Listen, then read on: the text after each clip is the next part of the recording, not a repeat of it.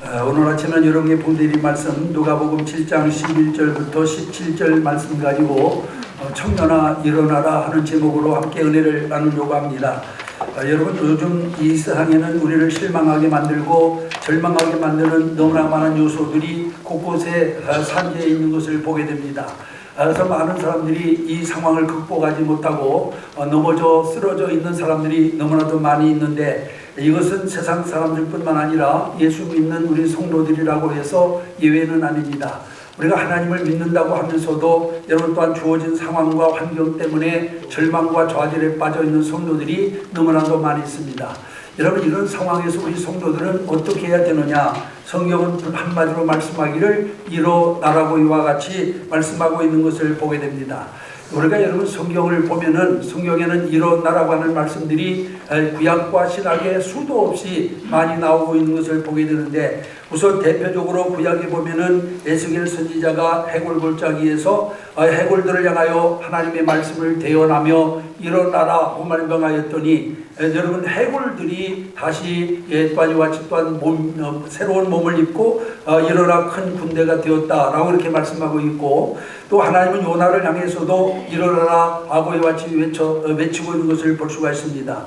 그런가 하면 신약 성경에 보면은 소녀야 일어나라, 중풍병자야 일어나라, 안전병이야 일어나라, 다비다야 일어나라, 도르가야 일어나라, 유두고야 일어나라, 나사로야 일어나라, 바울아 일어나라 하고 이와 같이 외치고 있는 것을 보게 됩니다.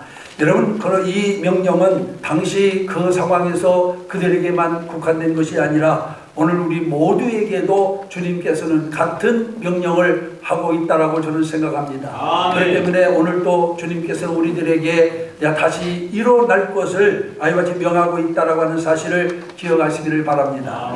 여러분, 기독교 문화와 불교 문화의 두드러진 차이점이 무엇이냐? 불교 문화는 좌상 문화입니다. 그러나 기독교 문화는 입상 문화입니다.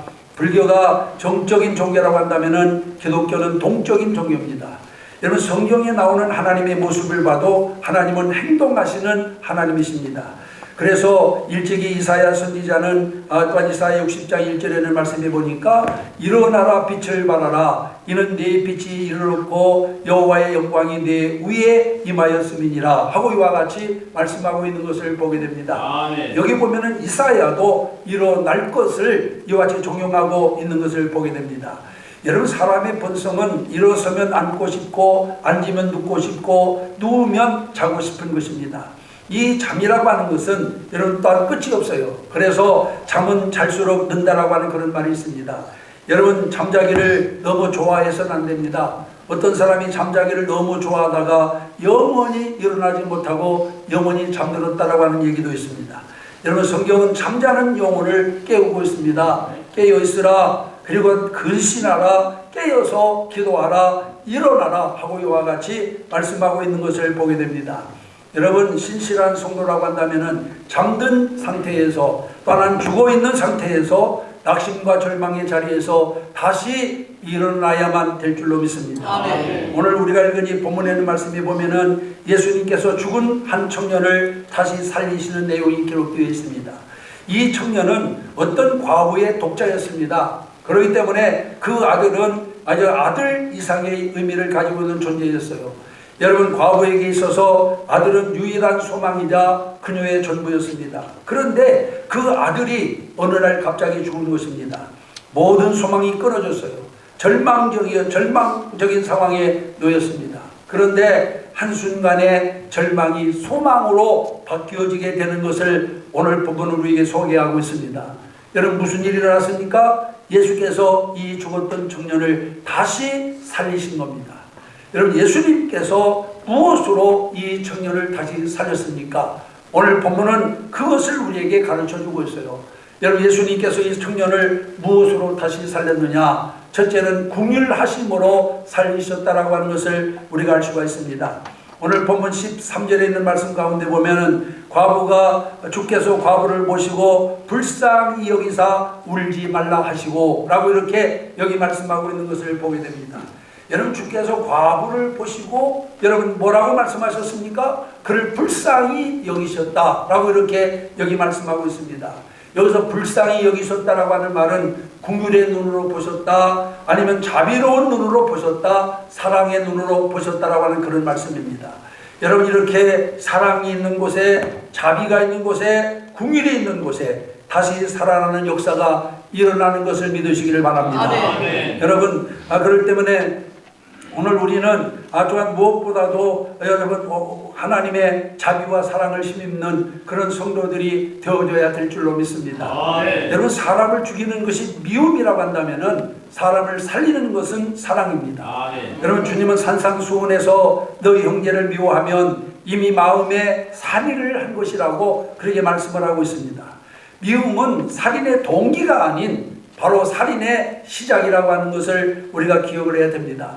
그래 더 나가서 여러분, 미움은 상대방만 죽이는 것이 아니라 나 자신도 죽이는 것임을 분명히 우리는 기억을 해야 됩니다. 이 미움이라고 하는 것은 마치 독과 같습니다. 그렇기 때문에 여러분, 이 미움이 있는 곳에는 결코 여러분 단 생명이 살아날 수가 없는 것입니다. 그러나 사랑은 나도 살리고 다른 사람도 살리는 역사가 있습니다. 죽은 사람도 살려냅니다. 오늘 여기 본문에서 죽은 청년을 다시 살려낸 것이 무엇입니까? 주님의 사랑입니다. 주님의 긍휼하심입니다. 이렇게 사랑은 살리는 힘이 있습니다. 어떤 심리학자가 두 개의 화분에 똑같은 화초를 심어놓고 이런 흥미로운 실험을 했다라고 해요. 한 화초에는 날마다 물을 줄 때 아주 사랑스러운 그와 같은 마음을 가지고 웃어가면서, 그리고 또한 그 화초를 칭찬하며, 그리고 또한 사랑스러운 마음으로 물을 주었고, 또 나머지 한 화초는 화를 내면서 잎을만 때리면서 그러면서 아주 이 화초에 물을 주었는데, 얼마 동안 두 화초를 키운 결과 놀라운 결과가 나타났습니다. 사랑스러운 마음으로 물을 준 화분의 화초는 잎이 청청하고 건강하고 그리고 꽃이 피었는데, 그 꽃이 정말 얼마나 아름답게 피었는지 모릅니다. 그런데 여러분, 화를 내면서 그걸 때리면서 키운 화초는 여러분 잎도 부실하고 꽃도 부실하게 되었다라고 하는 사실을 여러분 또한 실험을 통해서 아이와 또한 실험을 통해서 이렇게 깨달았다고 하는 것입니다. 여러분, 화초도 사랑받고 자란 화초는 여러분 또한 건강하고 싱싱하게 자라고 꽃도 아름답게 핍니다. 여러분, 우리 인간이야 더 말할 필요도 없습니다. 우리가 사랑하는 마음을 가지고 다른 사람을 대할 때 여러분 거기에서 여러분 하나님의 축복이 임하게 되고 하나님의 은혜가 임하게 되는 걸 믿으시기를 바랍니다. 1955년 50살이 넘은 나이에 흑인 최초로 뉴욕 메트로폴리탄 오페라 하우스에서 관중들을 열광시키며 감동적인 노래를 부른 여자 가수가 하나 있습니다. 그 이름은 마리아 앤더슨이라고 하는 사람인데, 이 공연이 다 끝나고 난 다음에 한 기자가 이 앤더슨에게 와가지고 물었습니다. 흑인에 대한 편견과 차별 속에서 희망을 잃지 않고 세계 정상에 우뚝 설 수 있었던 비결이 무엇입니까? 라고 이렇게 물었더니 그녀가 잠시 하늘을 응시하면서 이렇게 대답을 했다고 합니다. 견디기 어려운 일에 부딪힐 때마다 나는 언제나 잠시 전에 한 것처럼 하늘을 우러러 보았습니다. 그때마다 주님께서는 나에게 말씀하셨지요. 내가 너를 사랑하노라 하고 말씀했습니다. 이와 같은 주님의 말씀을 들을 때 나에게 용기가 솟아났습니다. 그래서 그 모든 핍박을 이길 수 있었습니다. 라고 이렇게 대답을 했다라고 하는 것입니다. 그렇습니다. 하나님은 당신의 아들을 아끼지 아니하시고 내어주실 정도로 저와 여러분들을 사랑하십니다. 바로 이 사랑 때문에 우리는 두렵지 않습니다. 바로 이 사랑 때문에 우리는 평안합니다. 이 사랑 때문에 어떤 고난도 견딜 수 있습니다. 이 사랑 때문에 우리는 행복한 것입니다.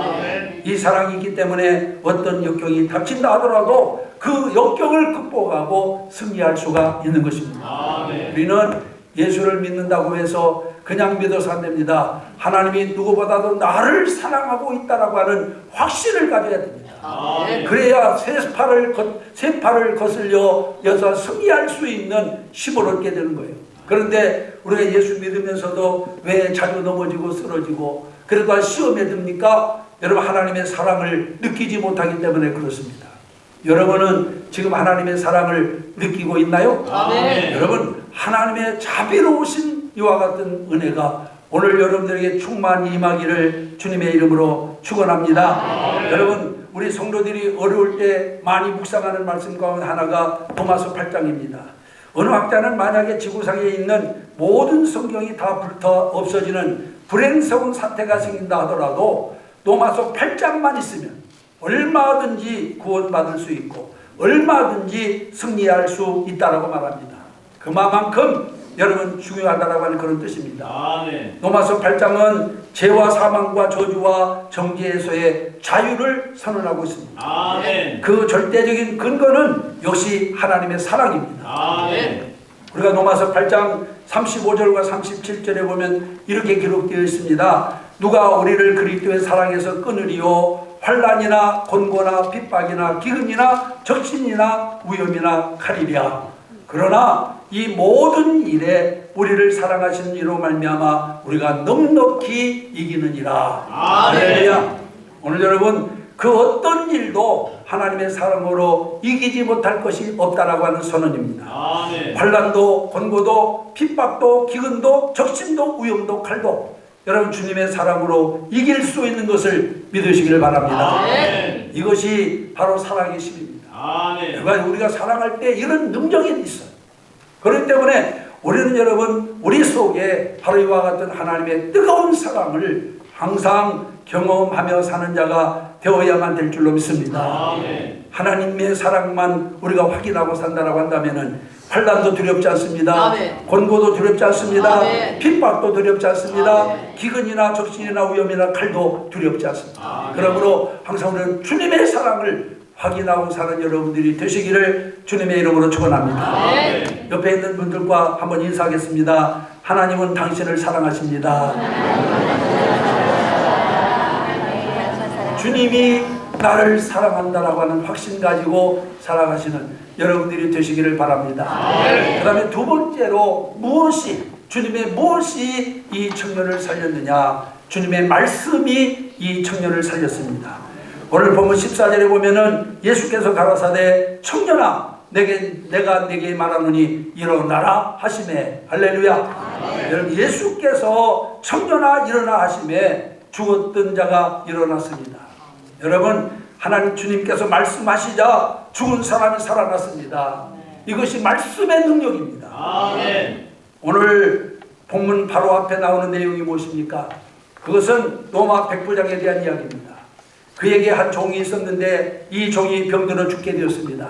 그때 예수님께 대한 소문을 듣게 되었는데 예수님은 죽은 자도 살리시고 바다 위도 걸어가시고 풍랑도 잔잔하게 하시며 각종 병을 고치신다라고 하는 이런 소문을 들은 백부장이 사람을 보내어 예수님께 자기 하인이 병들었으니 자기 하인의 병을 고쳐줄 것을 요청을 합니다. 그때 예수님께서 뭐라고 말씀합니까? 내가 가서 고쳐주리라. 그러자 이 백부장은 예수님께 뭐라고 말합니까? 주님이 내 집에 오시는 것을 내가 감당할 수 없사오니 말씀으로만 하옵소서. 말씀으로만 하옵소서. 그러면 내 종이 낫겠나이다. 아멘. 나도 남의 소에 있는 사람이고 내 밑에도 종들이 있으니 이 정도로 가라 하면 가고 오라 하면 오나이다 라고 이렇게 말합니다. 그러자 예수님은 지금까지 이스라엘 중에서 이만한 믿음을 가진 사람을 만나보지 못했다고 하시면서 그 하인의 병을 즉시 고쳐준 것을 믿으시기를 바랍니다. 아멘. 여러분, 뭘로 고쳤어요? 말씀으로. 말씀을 믿는 자에게 하나님의 능력이 나타납니다. 아멘. 하나님의 역사가 나타납니다. 아멘. 에스겔서 37장 1절 이하에 있는 말씀해 보세요. 에스겔 골짜기의 마른 뼈다귀들에게 하나님께서는 에스겔을 보내어 말씀을 대어나도록 했습니다. 그 마른 뼈다귀들이 널려있는 그곳에 가서 에스겔이 말씀을 대어나자 무슨 일이 납니까? 이 뼈 저 뼈들이 서로 이와 같이 또한 들어맞아 뼈들이 서로 연결되고 그리고 뼈에 심줄이 생기고 그리고 살이 오르고 그 위에 가죽이 덮이고 그 다음에 생기가 들어가 큰 군대가 되었더라. 할렐루야. 여러분, 이렇게 말씀에는 생명이 있습니다. 아멘. 말씀에는 능력이 있습니다. 아멘. 말씀에는 삶의 생기를 잃고 에스겔 골짜기에 많은 뼈와 같이 절망에 빠져있는 자들에게 하나님의 말씀이 들어가면 여러분 그들에게 살아나는 역사가 일어나는 것을 믿으시길 바랍니다. 아멘. 여러분은 하나님의 말씀을 너무 과소평가하며 살아가요. 여러분 예수님이 누구예요? 말씀이 육신이 되어 우리 가운데 오신 분이 예수님. 아멘. 근데 예수를 믿으면서 말씀을 믿으려고 하잖아요. 예수는 중하게 여기면서 말씀은 중하게 여기려고 하잖아요. 말씀이 곧 예수입니다. 아멘. 여러분 그만큼 여러분 어찌 보면은 문자적으로 기록되지만은 이 말씀은 주님의 말씀인 것을 믿으시기 바랍니다. 아멘. 그래서 말씀이 임하면 역사가 일어납니다. 아멘. 말씀에는 능력이 나타납니다. 아멘. 히틀러에게는 아주 충성스러운 경호원이 하나 있었어요. 그 사람의 이름은 쿠르트 바그너라고 하는 사람인데 이 사람은 히틀러를 하나님처럼 신처럼 숭배하며 충성을 다했습니다. 자기 목숨까지 바쳐가면서 충성을 다한 사람인데 그런데 그렇게 신처럼 숭상하던 이 히틀러가 베를린의 한 벙커에서 자살을 하게 되었습니다. 이 사람은 모든 희망이 그냥 다 무너져 버리고 말았어요. 절망할 수밖에 없었습니다. 그래서 나도 자기 주인을 따라서 죽어야 되겠다. 자살할 것을 결심하고 마지막 커피나 한 잔 먹고 죽어야 되겠다. 그래서 마지막 커피를 다 가지고 그 커피를 먹는 중에 눈앞에 있는 두꺼운 책 하나를 발견합니다. 그래서 저 책이 도대체 뭔가 그걸 가져다가 창문을 넘겨서 봤더니 그것은 다른 것이 아니라 성경이었습니다. 그런데 이 성경을 넘겨가며 읽다 보니까 이 사람이 그냥 성경에 심취되어 버리고 말았어요. 자기가 죽어야 되겠다라고 결심하고 커피 한 잔 마시고 죽으려고 했는데 죽는 건 까맣게 잃어버리고 계속 성경을 읽다가 어느 순간 가슴이 뜨거워지면서 눈물을 펑펑 쏟으면서 가슴을 치면서 회개하게 되었습니다.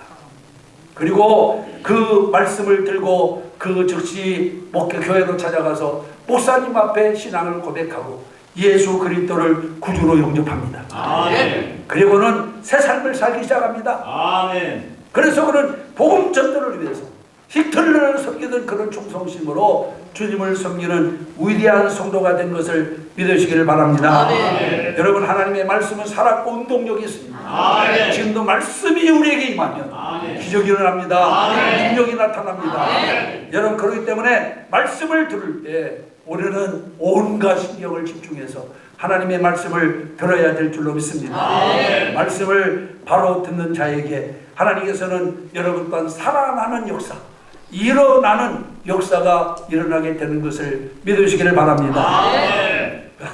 그 다음에 세 번째로는 주님이 어떻게 이 청년을 일으켰느냐, 만져주심으로 일으켰습니다. 14절에 보면은 여러분들이 이렇게 말합니다. 가까이 오사 그 관에 손을 대시니 라고 말씀하고 있어요. 예수님께서 청년의 시체가 들어있는 관에다가 손을 대신 겁니다. 여러분 이것은 당시로는 굉장한 사건이에요. 성경에 보면은 사람들이 절대로 만지지 말아야 할 것이 두 가지가 있습니다. 하나는 뭐냐? 문둥병자입니다. 문둥병을 만지면, 병자를 만지면 그 병이 전염이 된다고 생각했어요. 그래서 성경시대에는 문둥병자를 철저하게 격리시켰습니다.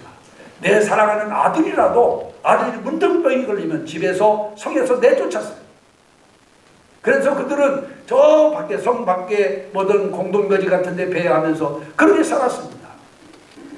왜냐하면 부정한 병이라고 해서 사랑하는 가족들이라 하더라도 문둥병이 발병하게 되면 이렇게 철저히 격리를 시켰습니다. 그리고 또 하나는 뭐냐면은 시체입니다. 죽은 시체도 부정하다고 해가지고 만지지 못하겠습니다. 그런데 예수님은 이 두 가지 사회적 근기를 모두 깨뜨리셨습니다. 주님은 문둥병자를 만지셨습니다. 그 결과 어떻게 됐습니까? 여러분 주님이 만지신 문둥병자들마다 깨끗해지는 역사가 일어난 것을 믿으시기를 바랍니다. 아멘. 그리고 본문에서는 지금 주님께서 아이와 같은 죽은 시체의 관을 만지셨습니다. 그러자 어떤 일이 납니까? 죽은 자가 살아났습니다. 아멘. 여러분 사람들에게 주님의 손길이 임하면은 주님께서 만지시면은 병자가 고침받습니다. 아멘. 죽은 자가 살아납니다. 아멘. 여러분 또한 절망에 빠진 자가 소망을 얻습니다. 아멘. 마른 자리에 꽃도 필 수 있습니다. 아멘. 오늘 이 시간에도 주님의 사랑의 손길이 여러분들에게 임하게 되면 여러분 또한 새로운 하나님의 은혜를 받게 될 줄 믿습니다. 아멘. 상처받은 마음이 치유될 줄 믿습니다. 아멘. 병든 육체가 고침받을 줄 믿습니다. 아멘. 그래서 우리는 예배를 통해서 하나님의 왔던 성령의 기름 부음을 받아야 돼요. 아멘. 그래야 내 삶에 무슨 역사가 일어나는 거예요. 아멘. 우리는 예배를 드리면서도 아무런 감동을 받지 못하잖아요. 하나님의 기름 부음이 주님의 만져주심이 있어야 됩니다. 아멘. 비록 우리에게 느낌이 없다 하더라도 하나님의 영께서 운행하사 우리 마음을 어루만지면 어떤 마음의 상처도 치유될 줄 믿습니다. 아멘. 어떤 병에 걸렸어도 그 또한 치료될 줄 믿습니다. 아멘. 서양 사람들의 경험 가운데 이런 말이 있어요. Love is a touch라고 하는 말이 있습니다. 사랑은 터치하는 것이다 라고 하는 그런 말이에요. 여러분, 이 터치, 만진다라고 하는 것은 매우 중요합니다. 인간이 세상에 태어나서 엄마하고의 접촉을 통해서 사랑이 무엇인가를 경험하게 됩니다. 이 접촉을 소위 우리가 스킨십이라고 해요. 이 접촉이 결핍되게 되면은 성장 과정에서 아주 불안정한 인격으로 자라게 된다고 합니다. 비정상적인 아이로 성장하게 된다고 해요. 그래서 어린 아이들은 많이 좀 쓰다듬어주고 어루만져줘야 돼요. 그래서 사랑하는 자녀일수록 안아주고 쓰다듬어주고 여러분 또한 위에서 기도해주고. 유대인들은 여러분 자녀들을 얼마나 많이 축복하는지 아세요? 여러분 문 밖에만 나가도 부모가 가슴에 안고 머리에 손을 얹고 축복하고 보내요. 학교를 갈 때도 어디 또 출타할 때도. 그러니까 그들이 그런 사랑을 받고 자라니 잘못될 리가 없잖아요. 요즘 우리가 바쁘다고 해가지고 무슨 자녀들 그냥 쳐다보지도 제대로 못하고 함께 있는 시간도 없다 보니까 아이들만 자라다 보니까 그 성격이 다 어떻게 됩니까? 그것도 엄마도 못 먹고 소전 먹고 자라다 보니까 막 들이받는 일만. 그래서 어떤 때는 막 담배로 들이받고 머리가 깨지고 여러분 어떤 때는 뭐 사람도 들이받고 경찰서도 가고. 이건 여러분 한마디로 말해서 인격이 불안전하기 때문에 그렇습니다. 어린아이들 뿐만 아니라 성인들도 터치가 중요하고 만지심이 중요합니다. 어느 보험회사 조사에 의하면은 아내가 아침에 다녀오세요 하면서 허깅이나 키스를 해주면은 남편의 사고율이 급속히 감소되었다라고 하는 그런 보고가 있어요. 실제로 여러분 미국의 버넌 박사가 이 문제를 집중적으로 연구를 했는데 부부가 서로 가볍게 껴안아줄 때마다 3.8kcal의 에너지가 연소되는 것을 알게 되었다고 해요. 그러니까 다이어트 할 필요가 없어요. 여러분 뚱뚱하고 그냥 많이 껴안아주면 됩니다. 아내가 뚱뚱하다고 보기 싫다고 뭐 포만 난다고 이렇게 꾸준하게 많이 껴안아주면 여러분 한 번 껴안아줄 때마다 3.8kcal가 소모되니까 10번 껴안아주면 얼마예요? 38kg가 줄어들어요, 여러분. 그러니까 여러분 다이어트 할 필요가 없는 거죠. 규칙적으로 포옹하며 인사하는 부부가 그렇지 않은 부부를 비교해 연구해 보았더니 규칙적으로 포옹하며 인사하는 부부가 그렇지 않은 부부보다 평균 5년을 더 살았다. 이건 제 말이 아니에요, 여러분. 미국 버넌 박사가 연구 결과를 발표합니다. 그렇기 때문에 여러분 다이어트 하고 싶은 분, 오래 살고 싶은 분 있으면은 새겨 들으시기를 바랍니다. 여러분 헨리 매튜 워드라고 하는 사람이 이런 시를 썼어요. 부속품도 필요 없고 건전지도 필요 없다. 다달이 사용료도 낼 필요가 없고 소모품 비용도 들지 않는다. 은행 금리와도 상관이 없고 세금 부담도 없다. 도둑맞을 염려도 없고 시간이 지나 퇴색할 염려도 없다. 가장 적은 에너지를 사용해 가장 감동적인 결과를 낳는다. 긴장과 스트레스를 풀어주고 행복감을 키워준다. 절망을 물리쳐주며 당신의 눈을 빛나게 하고 스스로 자신을 존중하게 한다. 감기나 얼굴에 난 종기에 효과가 있으며 불치의 병까지도 극적으로 낫게 한다. 이 약은 특히 가슴에 난 상처에 특효가 있다. 부작용이 전혀 없으며 혈액순환을 바로 잡아준다. 그것이 바로 뭐냐? 하루에 한 번 식전이든 식후이든 서로 껴안아 주어라.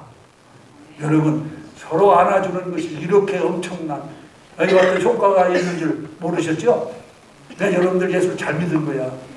어디 가서 이런 걸 배우겠어요? 여러분, 우리가 한 번 껴안아 줄 때마다 이런 놀라운 역사가 일어나죠. 돈 드는 일입니까, 여러분? 이거 돈 들면은 돈 들어서 못할 수가 있죠. 힘이 드는 일입니까? 힘이 들면 힘들어서 못할 수 있어요.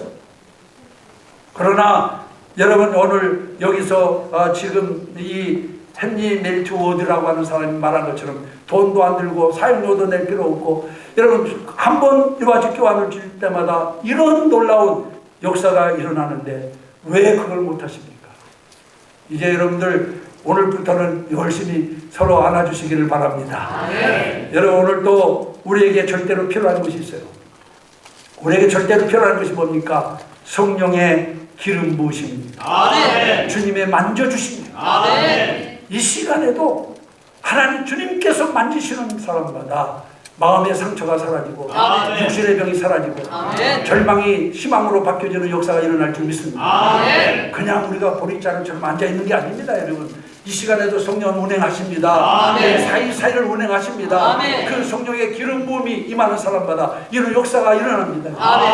이걸 우리가 알아야 돼요. 그래서 우리는 예배드릴 때마다 사모하는 마음 가지고, 성령님 나를 어루만져 주시옵소서, 나에게 기름 부어 주시옵소서, 이런 마음 가지고 예배를 드려야 우리 가운데 운행하시는 성령께서 여러분들을 어루만지면, 여러분들에게 기름 부음이 임하시면 이런 놀라운 역사가 일어나게 되어질 줄 믿습니다. 성령의 기름 부음이 임하면은 우리는 우리의 영이 싱싱하게 살아날 줄 믿습니다. 마음의 기쁨이 넘쳐납니다. 삶의 행복이 넘쳐납니다. 절망의 자리에서 다시 일어날 수 있습니다. 죽음의 자리에서도 다시 일어날 수 있습니다. 오늘 이 시간 그리스도의 영이신 성령께서 여러분의 마음을 만져주심으로 말미암아서 마음의 상처를 비롯해서 모든 아이와 같은 상황에 하나님의 놀라우신 은혜가 여러분들에게 회복되어지기를 주님의 이름으로 축원합니다. 미국의 부시 대통령, 아버지 대통령 말고 아들 대통령, 부시 대통령 일화 가운데 그런 얘기가 있어요.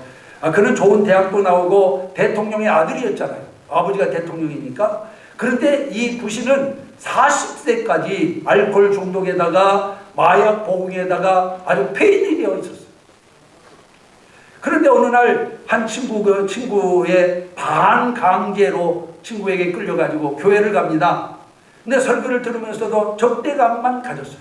목사님 말씀에 사사건건 토를 달면서 자기 마음에 혼자 토를 달면서 그냥 적대감을 가졌어요. 그런데 그러던 어느 한순간 갑자기 성령께서 그를 터치하시니까 여러분, 놀라운 변화가 일어납니다. 가슴이 막 뜨거워지고 눈에서는 달기구 같은 눈물이 툭툭 흐르고 가슴을 치면서 회개하는 역사가 일어났습니다. 나중에 그의 고백입니다마는 그렇게 눈물을 흘리며 회개하고 났더니 마음의 기쁨이 충만하더랍니다. 마음이 편안해졌다고 합니다. 그리고 자기의 존재감이 얼마나 소중한가를 깨닫게 되었다고 합니다. 그래서 그는 새로운 인생을 살면서 이제는 내가 하나님께로부터 구속받은 사람인데 내가 어떻게 살아야 될까 고민하다가 많은 사람을 섬겨야 되겠다. 그러면 어떻게 많은 사람을 섬길 수 있나 고민을 하다가 정치를 해야 되겠다. 왜? 정치를 하게 되면 온 국민을 다 섬겨야 되기 때문에 많은 사람을 섬길 수 있잖아요. 그래서 정치에 입문을 합니다. 그래서 주지사에 출마했는데 덜썩 주지사 됐어요.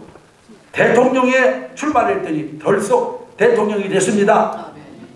여러분, 무엇이 마약 중독에다가 알코올 중독자를 폐인인 그를 대통령으로 만들었습니까?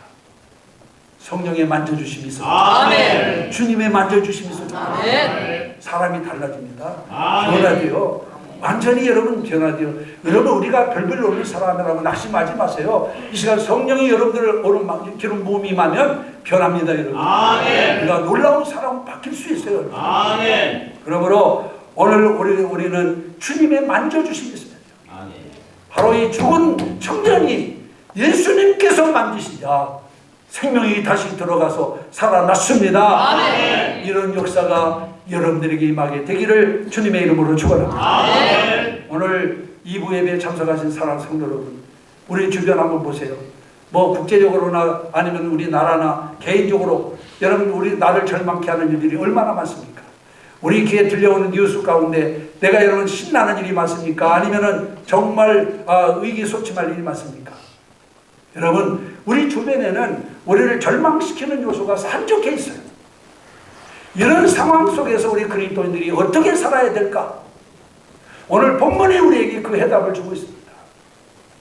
여러분 어찌 보면은 죽은 이 청년처럼 우리의 삶이 죽어 있는지 모릅니다. 그러나 우리가 다시 살아나는 길이 있습니다. 그게 무엇입니까? 여러분 예수님의 사랑입니다. 아멘. 예수님의 말씀입니다. 아멘. 또한 예수님의 손길입니다. 아멘. 이제 2018년도에는 우리 사랑하는 신광의 모든 가족들이 주님의 사랑으로, 주님의 말씀으로, 주님의 만지심으로 다시 용기 백배하여 일어나서 새로운 역사를 창조해 나가는 여러분들이 되시기를 주의 이름으로 축원합니다. 기도하겠습니다.